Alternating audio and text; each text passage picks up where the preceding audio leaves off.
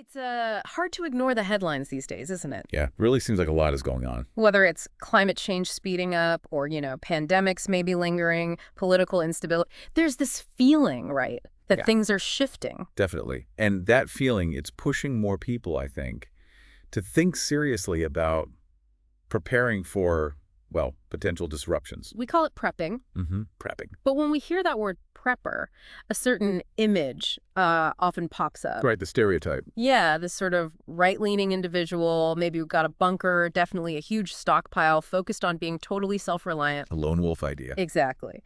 But today, we're looking at something different within this trend. Our listener wants a, clear, thorough understanding of preparedness, but without getting lost in the weeds. And that's what we're aiming for. So we're diving into the motivations, the methods of part of this movement that comes at it from, a pretty different angle. Our main source here is a really interesting piece from The Guardian about lefty preppers. Yeah, it's a great article because it shows how the reasons for preparing and the actual strategies are becoming much more diverse. It's not just one thing anymore. Okay, so let's start with that traditional image. The article kind of traces its roots back, right, mid-20th century. Uh-huh. Think Cold War anxieties, nuclear threats, worries about social unrest, that kind of thing. And there were figures like Kurt Saxon, Mm. associated with early survivalism. Yes, and often linked with, shall we say, certain right-wing ideologies. And then prepping's reputation took a bit of a knock in the 90s. Ah, the militia movement connection. Exactly. That association became quite prominent for a while. And the core idea back then, it seems, was very much about the individual. Very much so. Strong focus on self-sufficiency, maybe isolating yourself from perceived threats, gathering your own personal stash of resources. Community wasn't always the primary focus, But then things started to shift. The article mentions 9/11, Hurricane Katrina. Those events seemed to change the conversation a bit. Yeah, hugely. It wasn't just about abstract fears anymore. People saw firsthand, maybe, the limits of government support in a major crisis. So a loss of faith, perhaps? I think that's part of it. It definitely highlighted that individuals and, importantly, communities needed to be more proactive about their own safety and well-being. It kind of opened the door for different reasons to start preparing. Okay, and this is where it gets really interesting, I think. The Guardian article says liberals now make up, maybe 15% of the prepping scene? And growing? That's the figure cited, yeah. And there are specific online groups now for liberal preppers. Which suggests they're probably not talking about the same things as the more traditional groups, right? What's the key point? Their priorities often diverge quite significantly. Mm-hmm. So while a more traditional prepper might worry more about, say, government overreach or civil breakdown, leading them to focus on armed self-defense, Right. these lefty preppers, they're often driven more by concerns about climate breakdown, ecological collapse. Ah, okay, so the fear is different. The central fear, yeah. Yeah. Which naturally leads to a different approach to preparedness. It's maybe less about guns and ammo and more about other things. Like what? The article mentions someone called Alex Steffen, a foresight consultant. Stefan.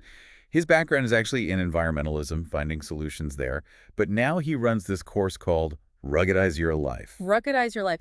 That name itself, it suggests adapting to tough conditions, maybe environmental ones. Exactly. His shift from environmental work to this kind of advice shows a growing sense that climate impacts aren't just future risks, they're happening now. So what does ruggedization mean in this context? It's basically about designing systems, could be your personal life, could be your community, to handle unexpected shocks, big stressors, making things less likely to just break completely when hit with something nasty. Avoiding brittleness, as he calls it. Precisely. Building in robustness, maybe redundancy, so things don't just shatter under pressure, especially climate pressure. That makes a lot of sense, especially with climate change being so complex. It's not just one thing. It's multiple potential crises, often linked. And this ties into what others are saying, too. The article quotes Margaret Killjoy. She has this anarchist prepper podcast, Live Like the World is Dying. Yeah. Killjoy's point is really powerful. She basically says you can't survive the end of the world alone, right? That individual approach just won't cut it for the kind of large-scale challenges we might face. And that really highlights maybe the biggest difference, this focus on community, on mutual aid. Mutual aid. Supporting each other. The article really pushes back against that idea of pure self-sufficiency in a long crisis. Like, Eric Schockweiler points out having a load of guns isn't much use if you don't have medical skills or a community to back you up. Right, or if you get sick or injured. Exactly. Who helps you then? It challenges that whole lone survivor in the woods fantasy. Elizabeth Dewar from another podcast, Cramming for the Apocalypse, she makes a simple but crucial point. What's that? Just knowing your neighbors, building those local ties before something happens, because after a disaster, people naturally help those they know. It's human nature, isn't it? Stefan actually reinforces this too. He argues that the dream of retreating to some isolated cabin in the country, it often doesn't work out like people imagine. Why not? It seems safer, intuitively. Well, he makes this surprising point that cities, if their infrastructure holds up, might actually be safer long term. Cities? Really? Yeah, because they serve large populations, there's potentially more reason and resources to maintain essential systems, like water or power, compared to isolated rural spots.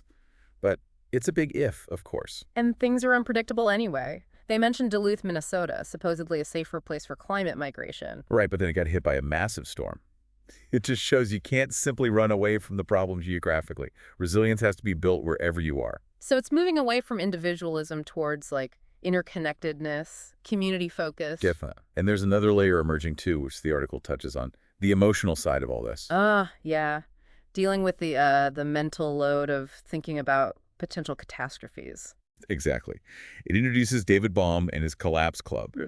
This group basically formed to talk about Jim Bindel's deep adaptation paper. I've heard of that. It's pretty bleak, suggesting societal collapse due to climate change is, well, likely. It presents a very challenging perspective, yes. And Baum's group is a space for people to actually process the feelings that come up. Fear, grief, anxiety. So it's not just about canned goods and water filters, it's about inner resilience, too. That's the idea. Yeah. You need the outer stuff, the plans, the supplies, but you also need the inner strength, the emotional capacity to cope. Baum even says survival is not the ultimate goal.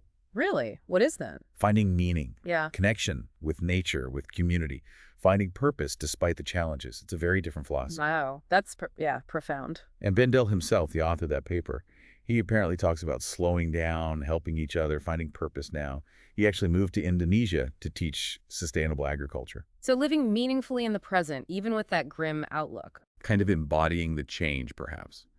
Focusing on preserving humanity, connection, not just bare physical survival. Okay, so if we try to, like, boil it down, the big differences. Traditional right-leaning prepping. Often emphasizes the individual. Self-defense is usually key, maybe a distrust of government, stockpiling weapons and supplies for yourself. Got it. And this lefty prepping. Much more focus on community, building mutual aid networks, preparing for systemic collapse, especially ecological, plus this big emphasis on emotional well-being and maybe more sustainable living practices. So understanding how systems work, how communities function, that's more important than just having a lot of gear. It seems to be, yeah. Less about individual firepower, more about collective adaptation, about maintaining our humanity through whatever comes, long-term thinking. Right. So for our listener who wanted that clear, quick understanding, I think this really shows prepping isn't just one thing at all. Not monolithic, no. There's this whole spectrum of reasons people prepare and how they do it. It's kind of an aha moment, seeing how different people approach an uncertain future based on, well, what they're fundamentally worried about and what they value. It really is. And it maybe leaves our listener with a thought, right? Go on. Well, as we all face these, pretty significant global challenges, which bits of this ruggedization idea, both for yourself and for your community, actually resonate? Good question. Thinking beyond just the bunkers and the ammo cans. Yeah, what does being truly prepared look like for you in your context? Maybe it involves looking into local mutual aid groups, like you said, or seeing what climate resilience projects are happening nearby. It definitely feels like understanding these different approaches is becoming more important, just, for navigating the world as it is now and as it might be. Absolutely. Understanding how people are adapting or trying to adapt. It's essential knowledge for a changing world.